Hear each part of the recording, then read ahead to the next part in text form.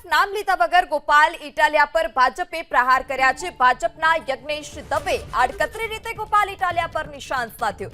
જન્મજાત વિકૃત હોય તે ક્યારેય સુધરી ન શકે તે પ્રકારની વાત ભાજપે કરી છે, જેની માનસિકતા સનાતન વિરોધી છે તે સુધરી ન શકે। ચૂંટણી સમયે આવા લોકો સુધરવાનું નાટક કરે છે। શ્વાનની પૂંછડી વાંકી તે વાંકી। તો ઇટાલિયા ધર્મના નામે ધતિંગ કરી રહ્યા છે। કિન્નર અખાડાના નીલમદે માતાજી પણ લાલઘૂમ થયા હતા।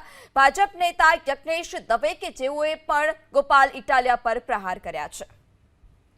પર્ટિક્યુલર ગોપાલભાઈ ઇટાલિયા માટે નથી, પરંતુ જે વ્યક્તિઓ એવા છે કે જે સનાતન ધર્મ વિરોધી નિવેદનો આપતા હોય, કથાકારોના અપશબ્દો બોલતા હોય, કથા અને ભજનમાં જતી જે મહિલાઓ છે એ મહિલાઓ માટે અભદ્ર શબ્દ વાપરતા હોય, અથવા તો બ્રાહ્મણો માટે અભદ્ર શબ્દો વાપરતા હોય, આવા વ્યક્તિઓ જે ભગવાનની પૂજાને સત્યનારાયણની પૂજા, જેને આપણે વૈદિક રીતે અને સનાતની રીતે સૌથી વધારે માનીએ છીએ એવી સત્યનારાયણની પૂજાને પણ તેઓ નાટક કે એવું ગણાવતા હોય, આવા વ્યક્તિઓ જે ખરા એ જન્મથી જ માનસિક વિકૃતતા ધરાવતા હોય છે।